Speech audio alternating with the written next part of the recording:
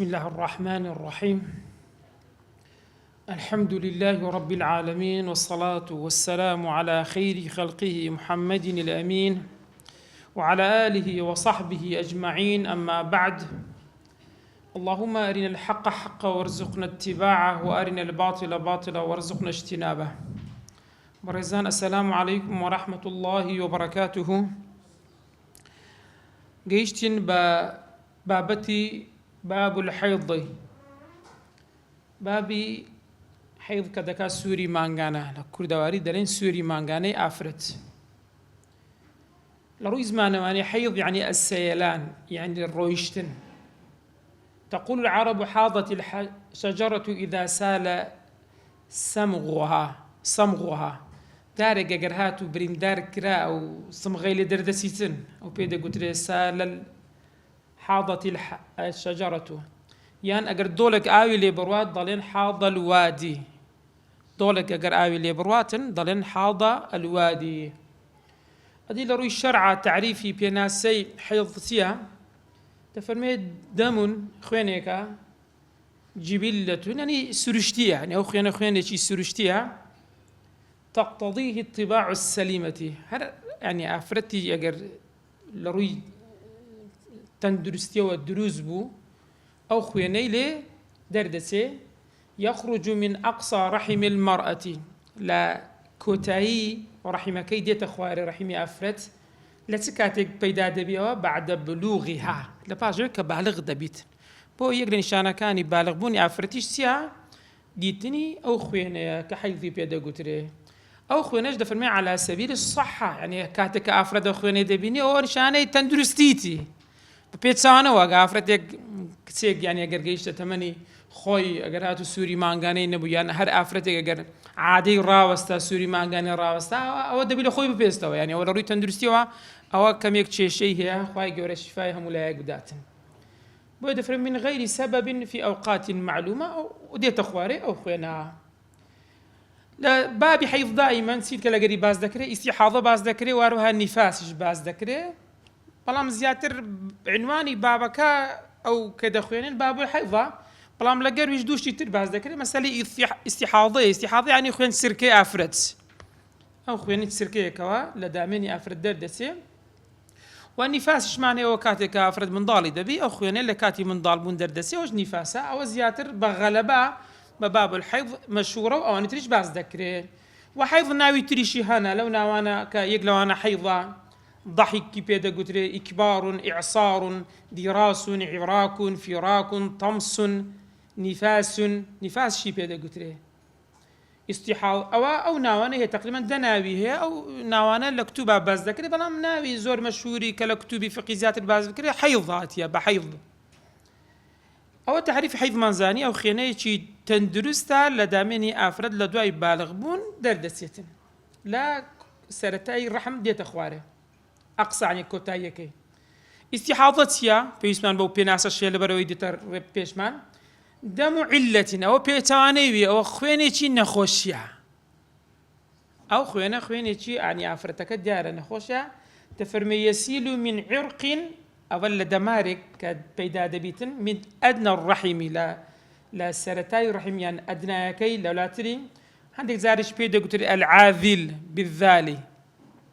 نفاس لغة ولادة لاصطلاحنش أو خويني كلا دواي درسوني من ضال بيدا دبيتين. أصل لمسألة حيضت يا أخوة يقول تفرمي ويسألونك عن المحيض سورة بقرة آتي دو صوت بيستدو، يعني الحيض هو تفسير كراوة. وهروها دايتشي مان دارنا عائشة رضي الله رحمة الله عليه به لا فرموديتشي بيغمبر درودي وخاله سبيه كفرمويتي إن هذا أمر أو حيضة أو سوري مانغانا فرمانك كتب الله على بنات آدم. يقول له سركساني آدمي فرس كرديها دبي بيبينين ذا بيوسة تبزانين يكم شد بزاني حيض سوري مانغانا اللي تصالق أفرد ديبيني وهروها قدركي تسندا وهروها تسند باك أفرد تسند مدي زمني باك دبيتن، يعني حيضي نابينيتين دفرمي أقل سنه كم ترين صال كأفرد حيضي سوري مانغانا بمينه 9 سنين 9 صالة 9 صال ئافرەت دەتوانێت کچ دەتوانێت لە 9 ساڵی چ ببینی یەکەم جار حەیض سووری مانگانە ببینیتن ئەو 9 ساڵە 9 ساڵی قەمەڕیشە کە 9 ساڵی قەمەڕی 10 ڕۆژ لە ساڵی شەمسی کەمترە. جا لەوانەیە بپرسن ئایا لە ڕووی شەرع و لە ڕووی لوغە و لە ڕووی عورف یعنی وا دیتراوە کە ئافرەت دەکرێت لە 9 ساڵی حەیض ببینی سووری مانگانە ببینیتن. هەرچەندە هەندێک دەڵێن جیاوازی هەیە لە شوێنی سارد و گەرم شوێنە ساردەکان درەنگتر ئافرەت بالغ دەبن لە شوێنی گەرمەکان ئافرەت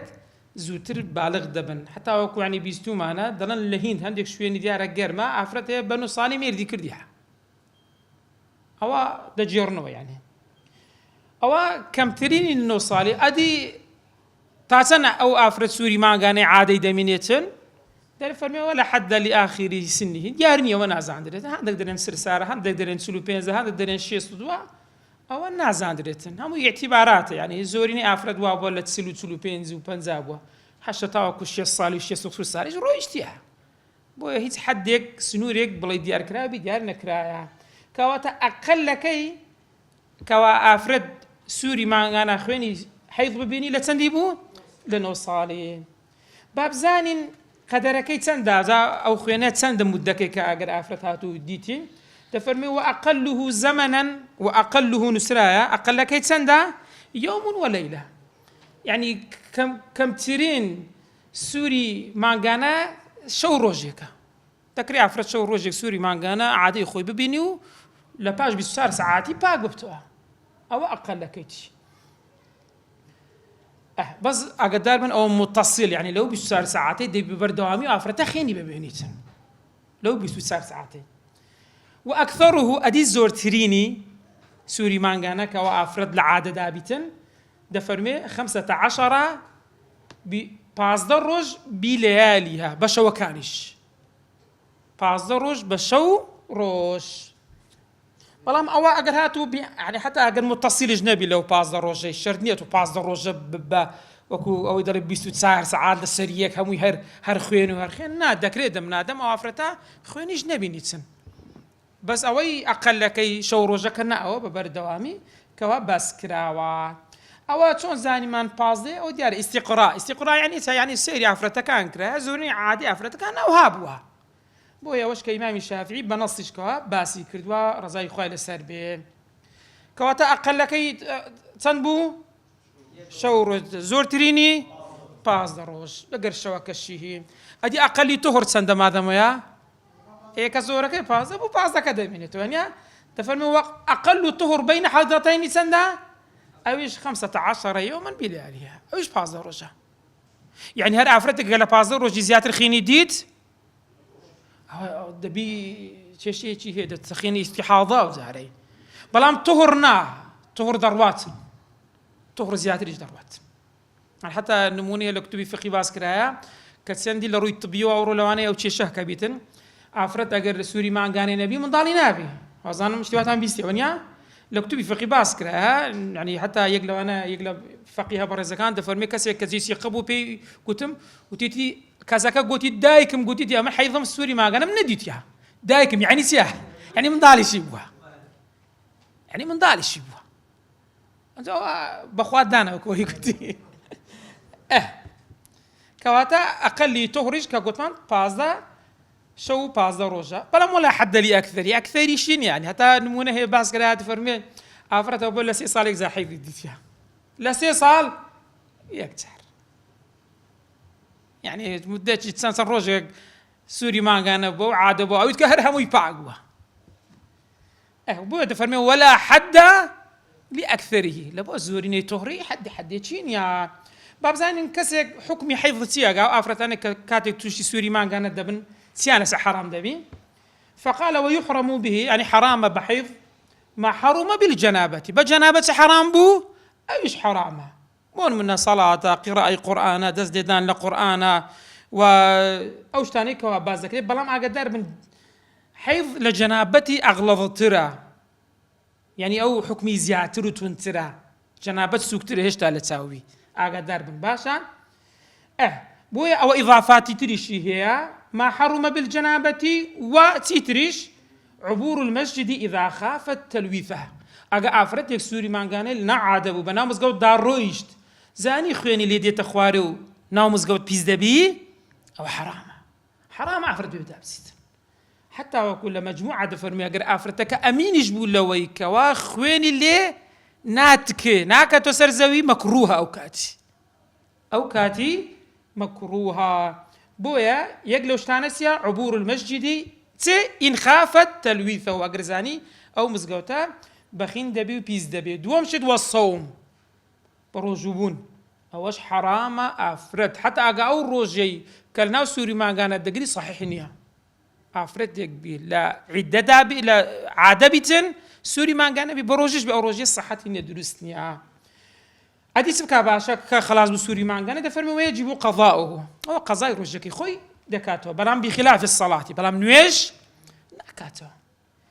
جا مەسەلەکەش چییە لە هەندێک شت زیاتر زانیان دەفەرمێ مەشەقەت هەیە چکە تۆ هەموو ڕۆژێ پێنج نوێژە وەنیە ئەگەر 6 ڕۆژ عادەبی 6 زارانی پێنج 30 نوێژ دەکا وەنیە ئەگەر زیاتر بی دەکا زیاتریش بۆیە سەڵات ناکاتەوە ئەو وەکو عیلەیەک باس دەکەن ئەگەنا ئەو تعبودیە و خوای پەروەردگار هەتا لە حەدیثێکە پێغەمبەر صلی الله عليه وسلم کە دایکمان عایشە دەجێرتەوە دەفەرمێ كان يصيبنا ذلك يعني الحيض توش حيض بووین فنؤمر بقضاء الصوم ولا نؤمر بقضاء الصلاة فەرمانەوە پێکرا بوو ڕۆژەکان بگرینەوە بەڵام نوێژەکان نەجێڕینەوە ئەوە عبور ڕۆیشتن بە ناو مزگەوت ئەگەر زانی مزگەوت پیس دەبی بە ڕۆژی بوون هەروەها پیاوەکەی ناتانێ بچێتە کنی وما بين سرتها وركبتها يعني لما بيني سرك دەکات ناوک تاوەکو ئەژنۆی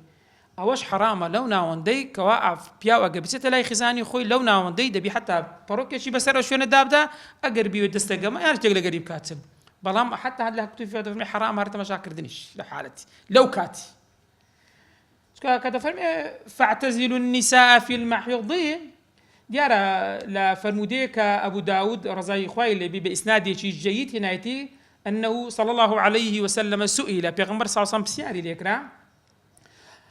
عما يحل للرجل من امرأته وهي حائض ئەگە ئافرەتەکەی لە سووری مانگا نەبوو چی حەلالە بۆ پیاوەکە لەگەڵی بکە فقال ما فوق الإزار ئیزاریش ئەوەیە کە گوتمانەوە بەشەی خوارێ پشتەماری خوارێ وەنێ ناوک بە خوارەوە ئەوەیە شتێکی لە نێوان ناوک و چۆکەکان بەسەردادا ئەگەر ویستی هەر شتێک گەمە یان شتێک لەگەری بکاتن وقيل هەیە لا يحرم غير الوطء يعني بس جودبونك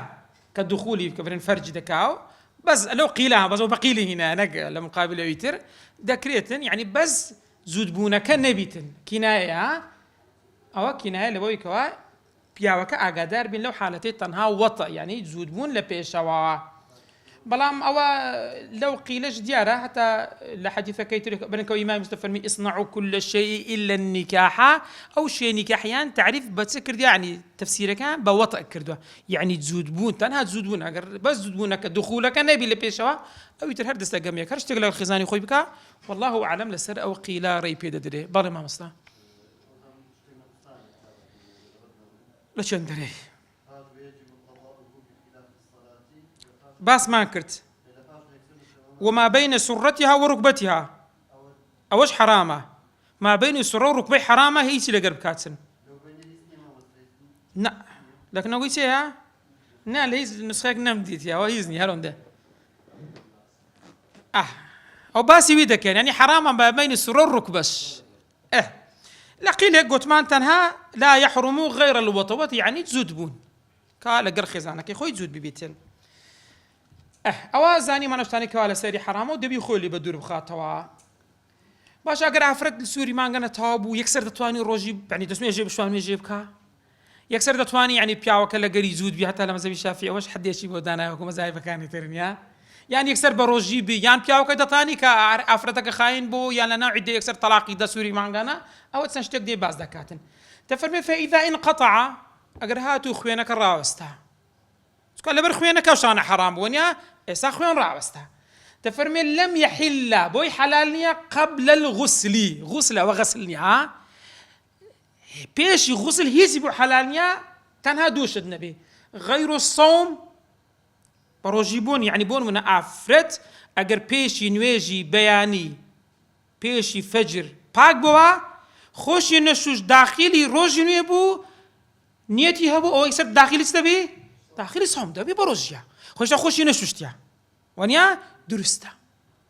هەروەها پیاویش لا سامح الله ئینشاءالله شتێ ڕوونادا لە کاتی عدەتە لە کاتی سووری مانگان ئەگەر خزانی خۆی تەلاقدا ئاثیمە گونەحبارە حتى وكل كتبي فقه لمسألة طلاق بيد قلت طلاق بدعي شو يعني طلاق كذا كذي بس قلنا حبار دبيت بيعوكا قلنا حبار دبيت بو دفرمي بيش يخوشتن حموشتك حرامتنا دوش النبي صوم الطلاق حتى لما زبي إمام الشافعي لسلا قراءة دفرميتنا أو قراءة حتى يطهرنا أو يكبر تجديد دخل من ريتوها دفرمي حتى خوان دشون أو زبو بيعوكا هي بتسيل قال خزانة كي خوش سبكاتن زود ببيت يعني حتى خوش نشوا ناتواني لقريش زود بيت لسر أو قراءة درواتين أو حكمي وش مانزاني كباق بوا دبي خوي بشوا أو زاش تكاني هم يبوا حلال دبيتن حتى خوي نشوا حلال نبي تنها صوم وطلاق نبيتن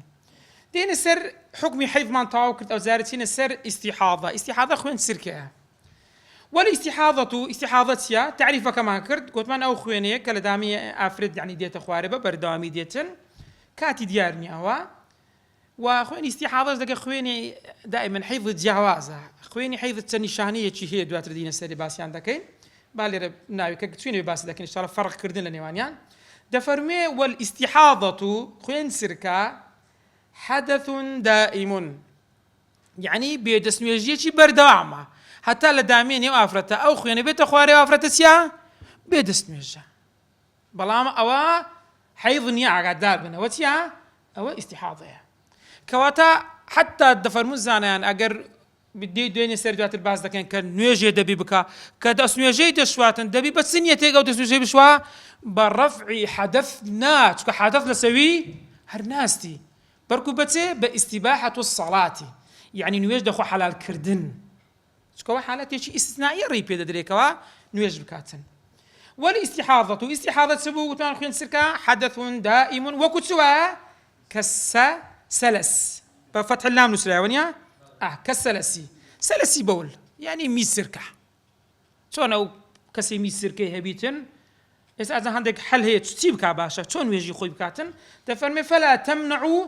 الصوم والصلاة أفرد قتوشي خوين سركا يبو ريقر نابي ويبري والله وكو حيض ويا لحيض ننويجي دكرد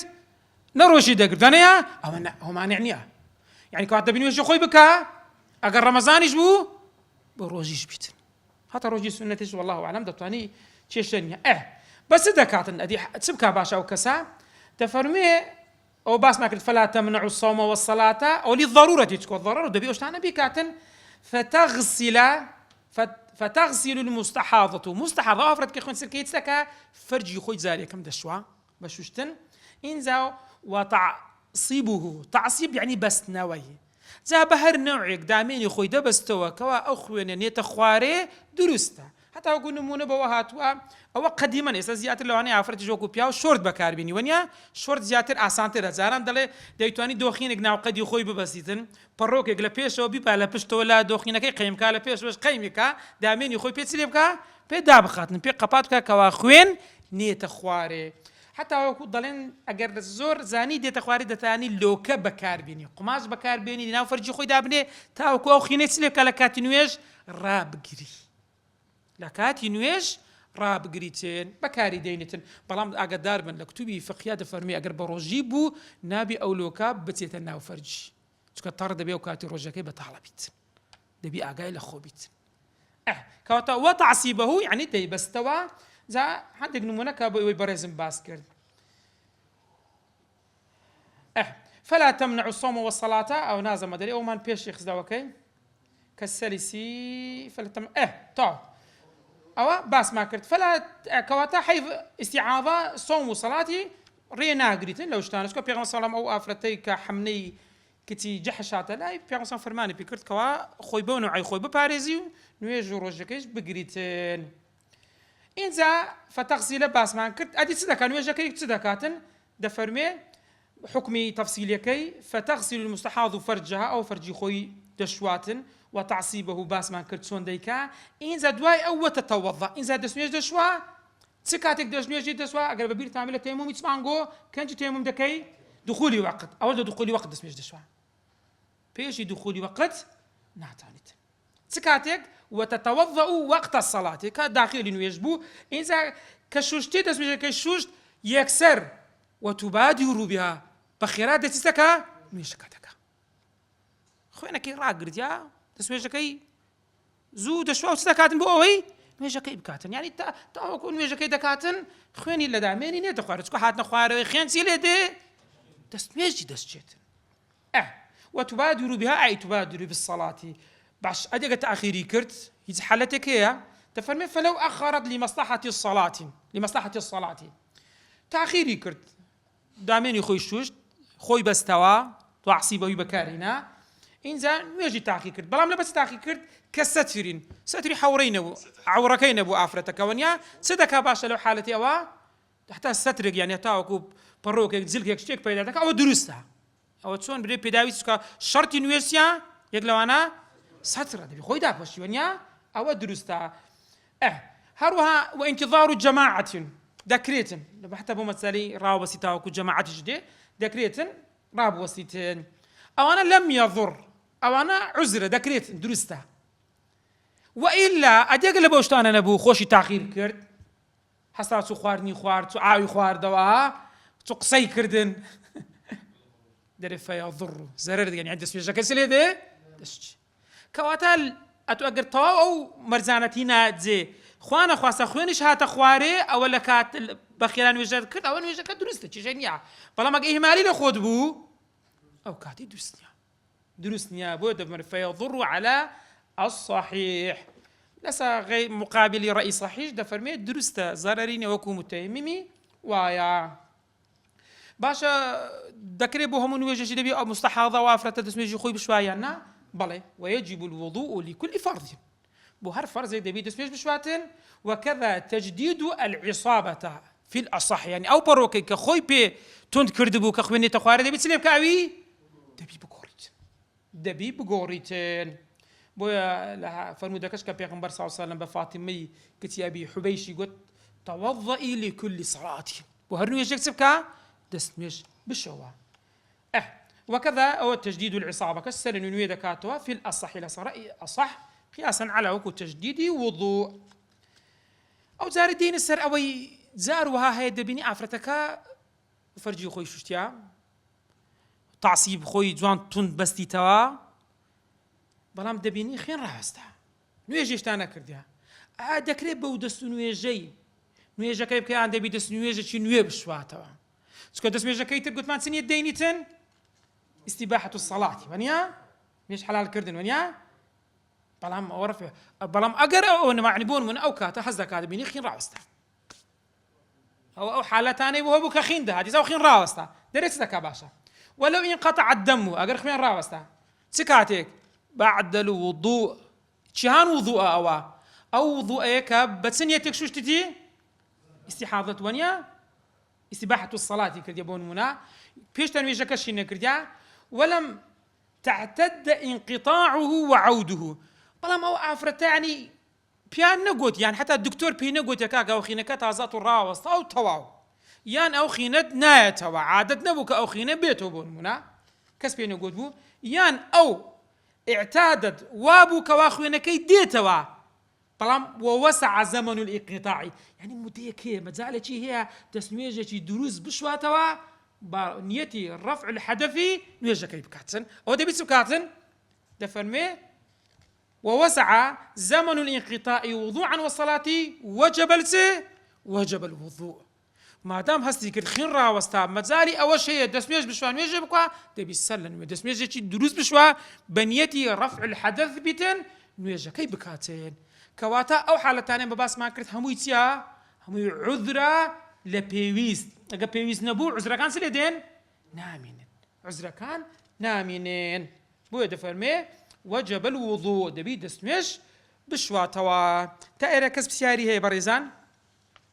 داتينا سر أو خويناني كوا عفرت ديبينيتن بلي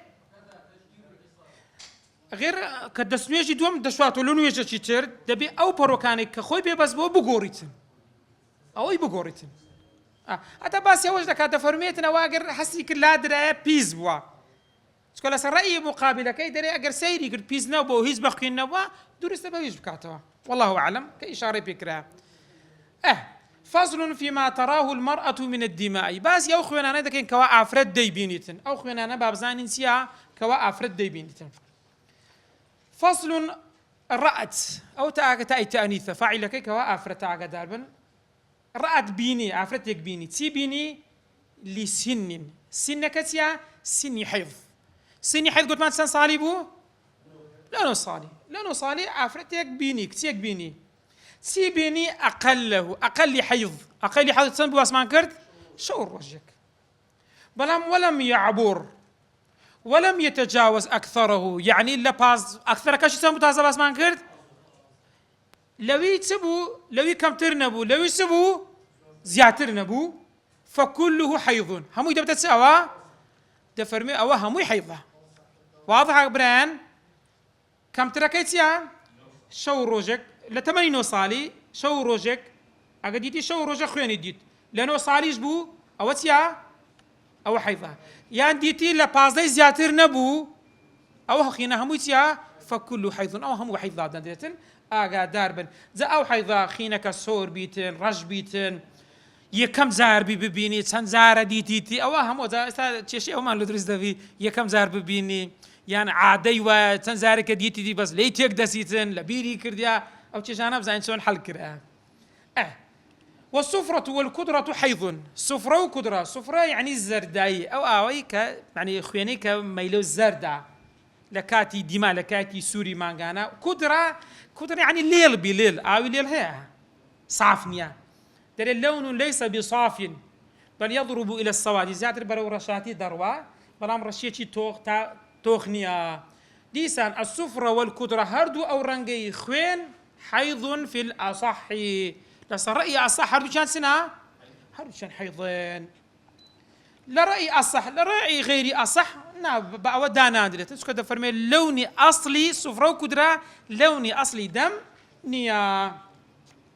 تاكو عطية رزاي خوالي بدي فرمي لسر دمي خومنا ولا لوي بازك حديث كشيء كحساب كرا قدار من وين مثل ما شافي لسر أو درواتن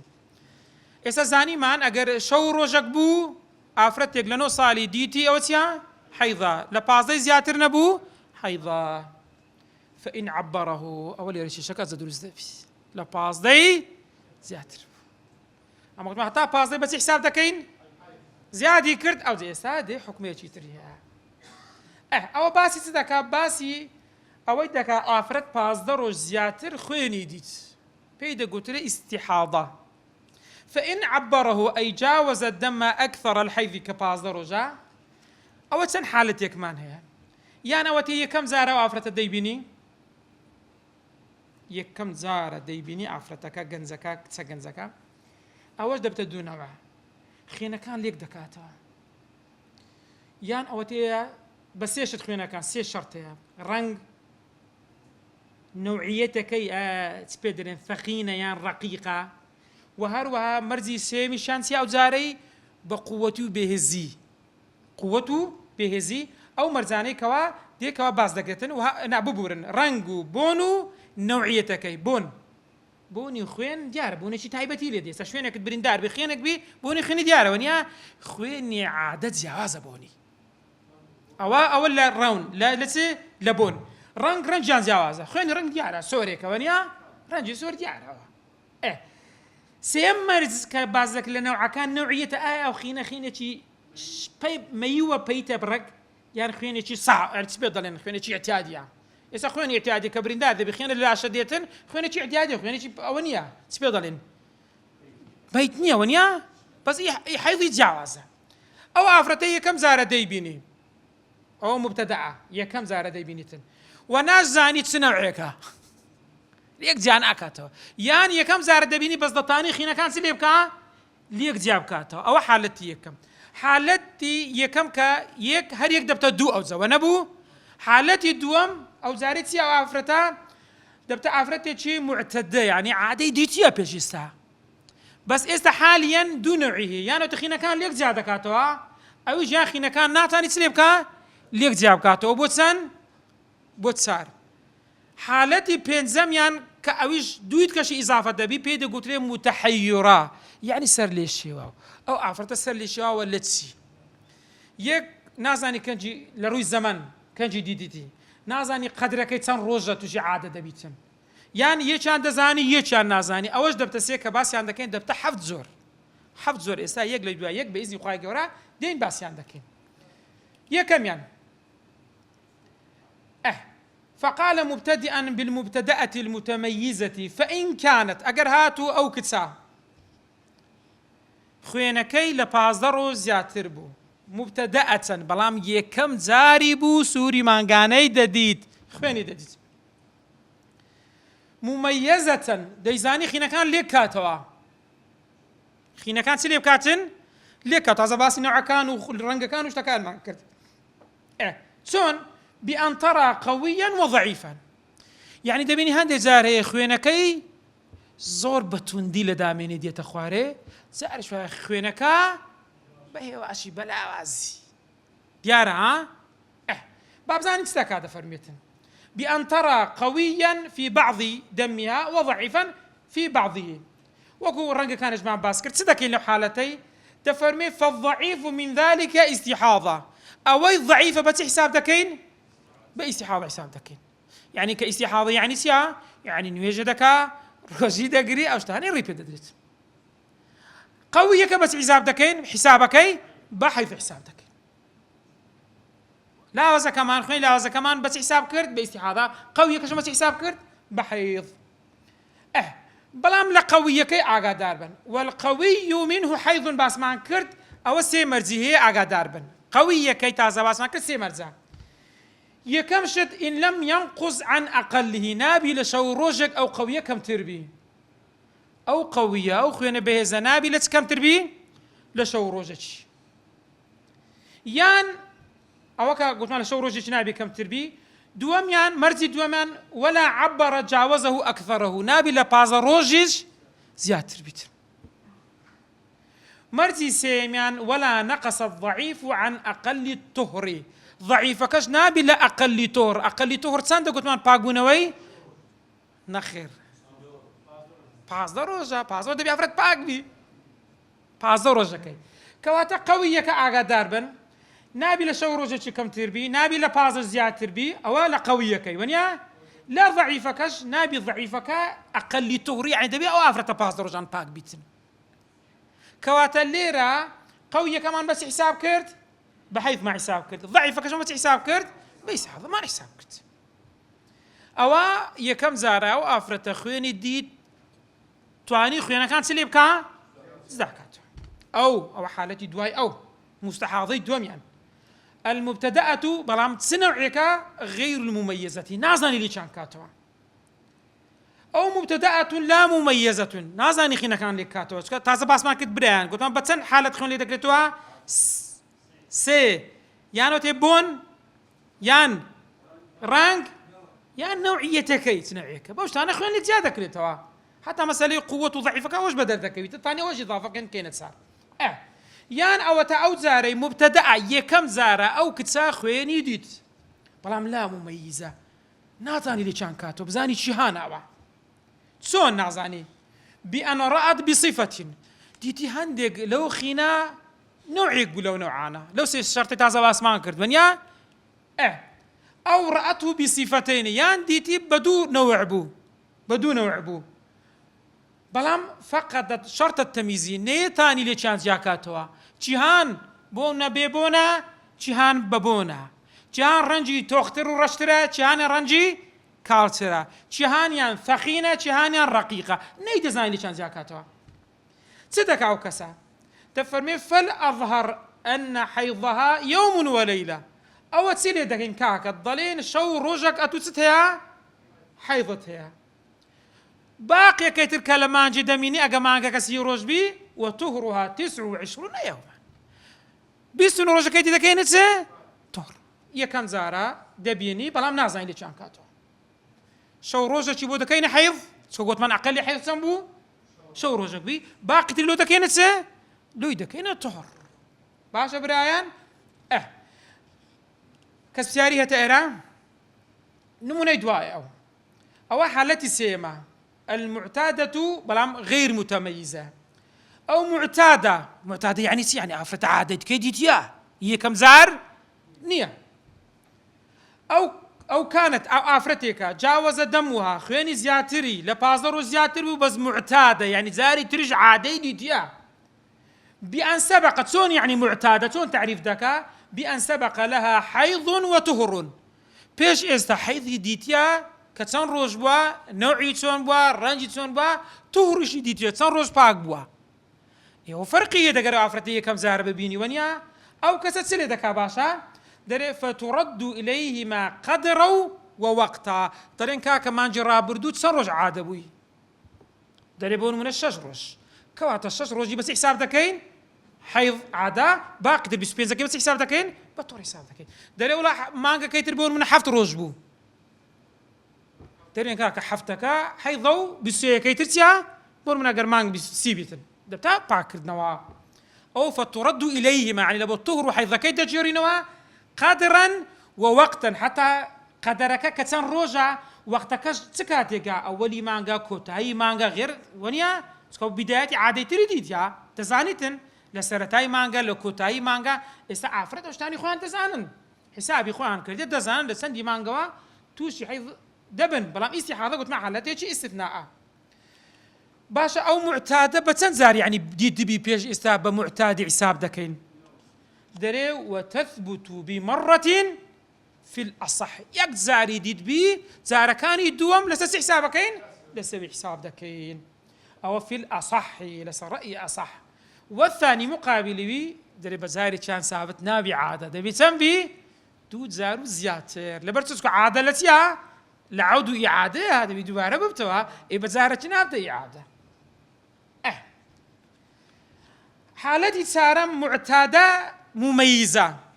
يعني عادي بيج يستادي تيو دزاني ليش شانكاتوا أو حالتي سونا تفرمي ويحكم للمعتادة أو أفرتك عادي بيج يستادي تيو متميزة ليش كان زيادة زكاته بالتمييزي أو تسيب الضلين أو بمتميزة كحسابتك لا بالعادتك يعني تسون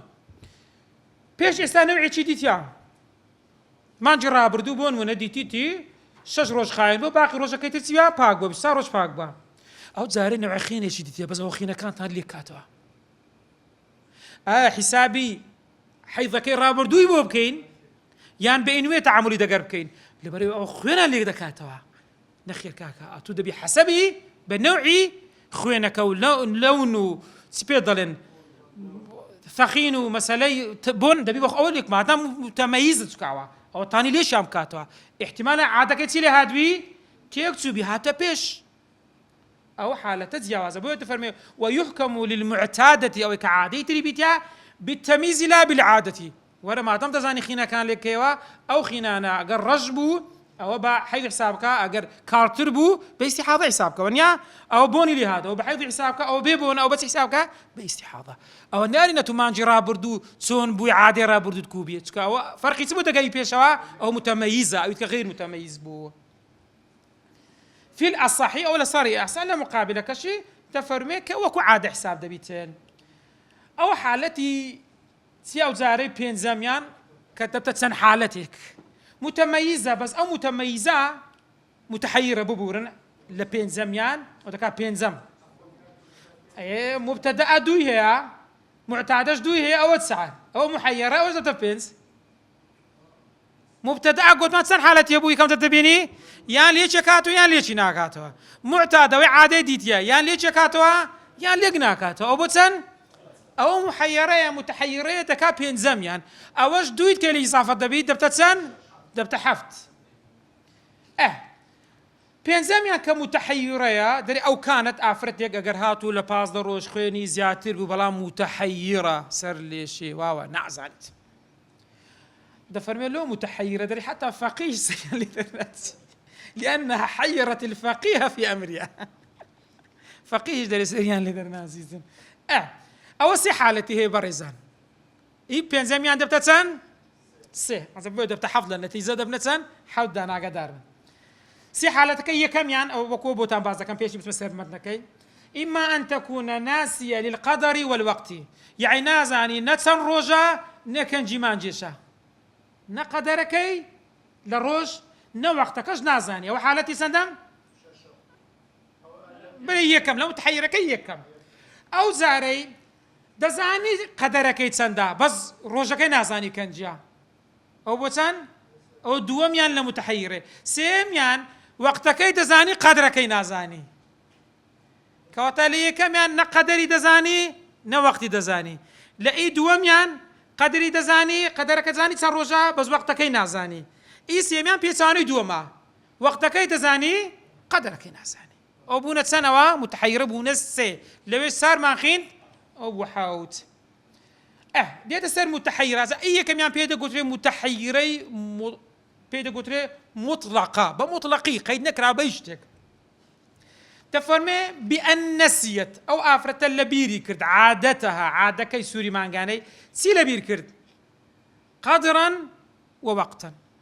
نازانی چەند ڕۆژە کاکە ئافرەت ئەی ئافرەت ئەی خوشکم ماتوو مانچکە ڕابرد و چەند ڕۆژە دەرێ نازان چ وەقت بوو دەرێ نازان ئەوە پێی دەگوترێ محەیرەی مطلقە سیر کات دەرێ ئەوە تەعاملی چۆن دەگەر دەکەی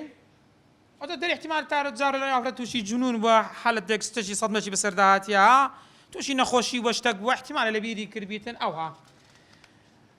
ئەوە چۆن تەعاملی دەگەر دەکرێت فەفی قەول کەالموبتەدەئەتی لە قەولێک دەرێ کاکە وەکو مبتەدەئەیە مبتەدەئەتان بەبیر دێچ بوو شەو ڕۆژێک حەیضە و بیست و نوێیەکەی دیش طهرا دەرێ فتەحیض یوما وليلة وطهرها بقية الشهر ئەوە لە قەولێک دەرێ وەکو مبتەدەئەیە مبتەدەئەی غیر ممەیزە بەڵام ئاگادار بن والمەشهور ڕەئی مەشهور بەهێزترە لە قەولێک وەکو مبتەدەئەیە لە ڕەئی مەشهور وجوب الاحتیاط دەبێ ئێمە احتیاط وەگرین چۆن احتیاط وەگرین چی دەکەین دەرێ احتیمالە ئەو ئافرەتە لەو ماوەیە هەمووی تهور بی لەوانەشە هەمووی حەیض بی لەوانەیە هەندێکی تهڕە لەوانەیە هەندێکی تیا حەیضە چ بکەین باشە لەو حالەتەی دەی فەیەحرم الوەطە جارە پێش هەموو شتێک پیاوەکە نابێ بچێتەکنێ دوو وەمەس المصحفی نابی دەست لە چ بدا کە نابی دەستی لێ بدا ئەی نابی هەریشی گری سێ والقراءة نابي قرآنش بخويني تنها دوشد النبي قراءة فاتحة أو سورة إلا دواي فاتحة كلا تدخويني لنوش دعاء جواز وباس ما كرت قبل بيرتنا بلا مسألة قلت مانا والقراءة بس قراءة أقدر في غير الصلاة كاتا قراءة لصلاتي بو هي برامني غير الصلاة بوينيا باش نويجي دكايا نا بالي وتصلي الفرائض تبي بيز نويجي خوي بكات أبدا بريم إن شاء الله أبدا وكذا دائما قلنا له دعاء كذا خلافه وكذا النفل يعني عند ثاني شبكاتن سنة ثاني شبكات سنة كان ذات سرات بن صغير رواتب درستها في الأصح لسرائي أصح لمقابل تلين ثاني بكات شبكة باشا وافرتا وتغتسل لكل فرض وهر فرضك تغتسلها وزاني سري تري غسل بكا لبس تري غسل بكا لشرح كان تفهم لاحتمال تقدم الانقطاع لواني بيش استخيني بسراوي يا افرك يا اخواني بسرانا ما تسبي سواجبا تبي غسل بكاتن وهروها احتمال شيء يعني ببور لنا وتغتسل لكل فرز تبي بهر فرزك بتسبكها اخوي بشواتين أدي بروجبون وتصوم رمضان ما أنجي رمضان إيش بروجي دبي هذا أفردك بيو محيري مطلقة بيتن تون بروجي بي سيدي كان وتصوم رمضان ثم شهرا آخر كاملين رمضان بروجي دبي لباشا ما أنجش كاش بروجي بي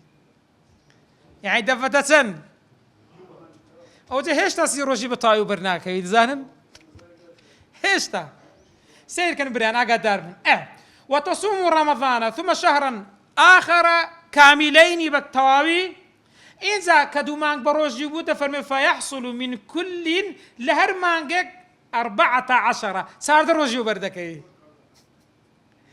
ساردا أجا هردوك سيبن يعني چەند ڕۆژ قەردارە 2 ڕۆژ قەردارە 2 مانگان بە ڕۆژی بووە ئەوجی هێستا 14 ڕۆژی و بەرکەتی لە هەر مانگێک 14 بەردەکەوێ ها چکە ئەمە تازە باسمان کرد گوتمان چەندە ئەقەلی تۆڕ چەندە 15 ڕۆژ وەنیە بەس ئەمە لۆ ڕۆژە کەمتر کراوە احتیمال هەیە زووتر خاوێن نەبوو بتەوە بۆیە 14 بۆ حساب کرا زانێ علەکە بۆ 14 چکە ئەقەلی تۆڕە مانگەی چەندە 15 ڕۆژ بۆ لێرە 14 حساب کردیا دەرێ احتیمالە ڕۆژێکی زیاتر خوارد بیتن دەریەکە ڕەمەزان 29 بوو 14 بۆ حساب نابێت بتە 13 کەواتە ئەمە با کولەن حساب بکەین 2 مانگ چەند ڕۆژە 6 هەر مانگی 14 28 چەند ڕۆژ دەمێنێ با بزانین کو قەزای ئەو 2 ڕۆژەی دەکا حتى ئێستا واضحة دەرێت ثم تصوم من 18 ئەوە 2 ڕێگای هەیە ئەو 2 ڕۆژەی تعویز کات و سەیری کرد شەریعەت چەند بە جوانی باسی کردە دەتوانێت ئەو 2 ڕۆژە قەزا بکاتەوە بە 2 ڕێگان ڕێگەی یەکەم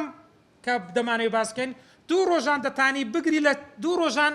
دەتانی 2 ڕۆژان قەزا بکاتەوە بە 6 ڕۆژی یعنی 6 ڕۆژان بە ڕۆژەبی چەند ڕۆژی حسابە 2 لە حسابە بەڵام لە چەند ڕۆژان ئەو 6 ڕۆژەی دەگری لە 18 ڕۆژی 18 ڕۆژی دەینی چەند ڕۆژ بە ڕۆژی دەبی 6 ڕۆژ بە ڕۆژی دەبی بەڵام لەو 6 چەندی بۆ حسابە 2 ڕۆژ چۆن دەرێت ثم تصوم من 18 لە 18 ڕۆژان دێ بە ڕۆژی دەبی چەند ڕۆژ بە ڕۆژی دەبی 3 أولها و3 آخرها 3 یەکەم بە ڕۆژی دەبی 3 ئەخیریشی بە ڕۆژی دەبیتن ئێزا دەفەرمێ فەیەحسڵ یەومان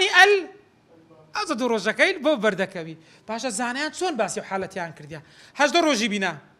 سیرکەن 3 ڕۆژی یەکەم بە ڕۆژی بە 3 ڕۆژی ئاخیری بە ڕۆژی بە ئەگەر ڕۆژی یەکەم ئەو ئافرەتە داخلی حەیض بی 15 ڕۆژی بۆ دانی دەکات چەند دەی لە یەک هەتا وەکو چەند 15 16 خاوین نەبتەوە 17 و 18 بۆ حسابە بۆ چەند ڕۆژ 2 ئەگەر ڕۆژی یەکەم کێشەی نەبوو ڕۆژی تۆم تووشی حەیض بوو 15 حسابکە لە 16 خەلاسە بی لە 7 پاک دەبتەوە یەکەم و 18 بۆ حسابە چکە یەکەم و 18 تا پاک وەنیا سێمیان ئەدێکە سێم هەوبوو سێمیان برن ئەوە نەبوو چ پێ دەرێن بە خاوێنی حساب بوو لە چارەمی ڕالو حسابکە یان ڕۆژێک زیاتر یەکەم و دووەم و سێم کەواتە ئەوە دووەمەکە سێمی هەر بۆ حساب نابێت یەکەم بە ئەوەی دەکەویتن کەواتە ئەو 2 ڕۆژەکەی بە نوعی بۆ حساب بوو کەواتە چ دەکا 18 ڕۆژی دەینی تەریقەی یەکەم دەتانی ئەو 2 ڕۆژەی تعویز کاتەوە بەڵام چەند ڕۆژان بە ڕۆژی دەبی 6 ڕۆژ بە ڕۆژی دەبی باشە بەڕێزان کە باسمان کرد تەریقەی دووەم کووە تەریقەی دووەم دەتوانی 1 ڕۆژ تعویز کاتەوە ناتانی 2 ڕۆژ بەس چ دەکا ئەوە دێ ئەو ڕۆژی قەزا دەکا لە 17 ڕۆژ چەند ڕۆژ بە ڕۆژی دەبی 3 لە 17 ڕۆژان چەند ڕۆژ بە ڕۆژی دەبی 3 دەرێ ويمكن قضاء يوم دەتانی قەزای 1 ڕۆژ بکە بصوم 1 ڕۆژی بۆ حساب بی 1 ڕۆژ کە بە ڕۆژی بی ثم الثالث يعني ڕۆژ یەکەم بە ڕۆژی دەبی ئاگاداری ئێرە بن برایان سێم ڕۆژ بە ڕۆژی دەبی ئەو بۆ چەند 2 هەفتەمیش لە کۆتایی بە ڕۆژی دەبی بۆ چەند بۆ 3 پاشەوە چۆن ڕۆژەکەی بۆ خاوین دەبیتن سیرکەن دەر ئەگەر هاتوو لە ڕۆژی یەکەم ئەو کەسە تووشی عادە بوو 15 ڕۆژ گوتمان ئەقەلیتیان حەیضەوە نیە 15 ڕۆژمان لۆ دانا لە چەندی خاوین نەبتەوە لە 16 خاوین نەبتەوە هەفتەمیش بە ڕۆژی بە چەند ڕۆژی بەرکەت 1 ڕۆژی بەرکەت ها ئەکثەرەکەی دڵێن ئەمە ئەکثەر تۆڕەکە کە دەکا ئەکثەری حەیض 15 ڕۆژە ئەوە ئەگەر وە بووە ئەدی ئەگەر دووەم هەبوو دیسان لە 16 لە 7 تقریبا خاوین نەبتەوە یەکەمی بۆ حسابە کەواتە لەو نەوعەش دەتانی ئەو ڕۆژی چ بکاتن قەزا بکاتەوە دێ 7 ڕۆژی دیار دەکا ڕۆژی یەکەم بە ڕۆژی دەبی ڕۆژی سێم بە ڕۆژی دەبی دەگەر ئاخیرەکەی 7میان نه بەس دەبی تەسەلسولەوە لەسەر یەکدا دەنێ بە تەسەلسول باش ئەو زارەی دێنە سەر متحەیرە بەس متحەیرە مقەیەدە یعنی شتێکی دەزانی ئەوە دەتە سەر حالەت 2 یان ئەوە تەیە قەدەرەکەی بەبیرە مانجی ڕابردوو چەند ڕۆژ سووری مانگانە بوو یان ئەوە تەیە قەدەرەکەی بەبیر نییە بەس کاتەکەی دەزانی چەندی مانگ بوو لە چەند دەری مانگ سەرەتا بوو لە ناوەڕاست بوو لە کۆتایی بوو کاتەکەی دەزانی ئەوش دەبتە دوو ئەو یەک ئەوە دوو ئەوە سێ لەلا چارە خوێن ئەو حەوت دەفەرمێ ئەوە باسی دەکات قەدەرەکەی بەبیرە ذاکرة القدري بەڵام چیە ناسية للوقت وەختەکەی نازانیتن دەفەرمێ وإن حفظت من عادەتها ئەگەر لە عادەتی خۆی شتێکی لەبەر کردبوو یان بیری هاتووە شەیئا شتێک جهلت آخر ئەویت کە لەبیر کرد نەیزانی قەدەرەکەی چەندە ئەوە دەفەرمێ فەلیلیەقینی ئەوە چی بۆ حساب دەبیتن یەقینی بۆ حساب دەبێت لە حەیض و لە توهرە یعنی حکمەکەی وەکو چ حساب دەبێ وەکو یەقینەکەی چیهان لەوێ چەند بووە ئەوەندی بۆ حساب دەبێ وهي في المحتمل جا أول محتمل كو حسابي بو دكريتن درك حائض في الوطء يعني أو بياود دبي نتتكني نابي بستلاي بلام لعباداتها وطاهر في العبادات أو بمحتمل داد ندريتن لا شي بياو كان نابي بستلاي وطئ إلى قرب كاتن لقري جد بي أو حيث بو حساب دكين لا أشكال احتمالي تسيبو دادنين احتمالي تهري بو دادن دري وركاكن ويجا كان يخوض وطاهر في العبادات كباس ما كرد وإن احتمل انقطاعا أدق احتمال انقطاع شملتكو متحيرة تري وجب الغسل لكل فرض بو هر فرزك دبي تسبكا افرتا دبي خوي بس احتمال باك بو بتوا اي افرتا كاتق لا حيض لسوري ما كان باك دبي تسبكا دبي خوي باك بكاتوا او غسل تفرمي وإن احتمل تفرمي وإن لم يحتمله أدق احتمال نبو أو تفرمي فالوضوء بس دس بيجد شوا يعني غسل ناكاتين دين سر آخر شت برو آخري خويني أفرد أجر دو جان بو خويني ديت أو خويني بس حساب دبي تفرمي والأظهر أن دم الحامل أني أفرد كدو جان أجر خويني ديت والنقاء بين أقل الحيض حيض هر أفرت يقردو جانبو خياني دي بس حسابها حيض حسابها صدق يعني أقر رمضان بو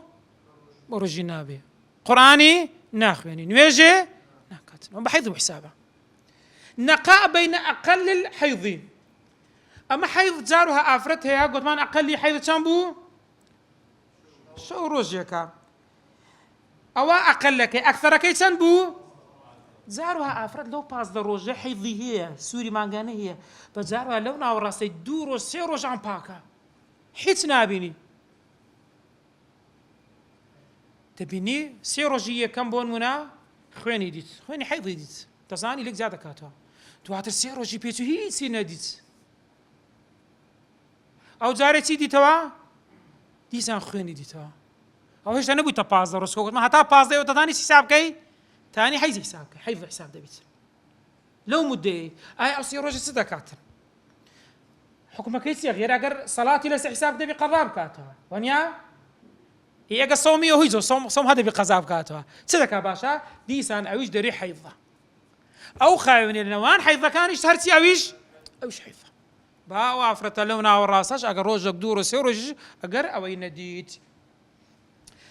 أول الرئيسة أو أظهار لا مقابل كش دري نخير خينا كان ديار أخويني حيض يديد حيضها نيدي الطهرة دبير الرجي الطهرة كان سبكاتن دبي برجي بنيجي خوشت أنا بكات أدي نفاس أقل نفاس لحظيك أقل نفاس يق لحظية يعني دكري أو من ضلال لدامين يا أفرتي بيت أخواريو خاكسر باكتو خيني تكهر نبي انتو حتى النمونه بوزارو هاتي دفرمت احتمال هي عفرت من طالبي خيني هرند بيني باحتمال اقل نفاس يق لحظه ادي اكثر كي شسرش بلام غالبيني عفرتان سندا سلا بقول لك داري خوش ما درس سلي من ضالبون ها سلا كواتا ليرا أوا باسي أقل نفاس أو أنا ما كرت غالبه أو حتى استقراء إمام الشافعي بنوعي كوا كرديتي بابزان أويك توشي حالتان دبيتي لس حرام دبيتن دري ويحرم به فمثلي أو تعزى خدمان نفاس حرام دبي بنفاس ما حرم بالحيض بحيض حرام بو إيش حرام نبي بكات أو إجماع زانياني لسرا تنها دوشت نبي فرق يعني كواتا ليرة نفاس دقا حيض دوز ياوازيان هي برزان يكم يان حيض علامات بلوغة حيض علامات سيا بلام نفاس أو من دالبون أو باشي ويش هناك بيشي ونيا أو زياوازي يكم زياوازي دومش أفرد كسوري مانغانا قمانو عدة ببيني بس بو حساب دكين بحيض بو حسابه ونيا حيضك بو حساب دكين بو فرق دكريتن لنيوانسي لنيوان حيضو لنيوان نفاسي وعبوره أكثر إكسان بو مقوتمان شيس أدي شيس زيادة كرت وعبوره النفاس 60 يوم كعبوره الحيض في الأرض سون الحيض إلى بازي تبري سو استحاضي كواتوش داخلي تسوي داخلي استحاضة داخلي استحاضة ذبي يعني حكم استحاضة بس سردادية خوي بهار نوجك دس نوجي دشواتو خوي جوان دادا بوشي سبيدرن دائما خوي تندك خوي خيني لينيتا خواري الحمد لله وبابا تشمان تاوكرد وصلى الله على سيدنا محمد وعلى آله وصحبه وسلم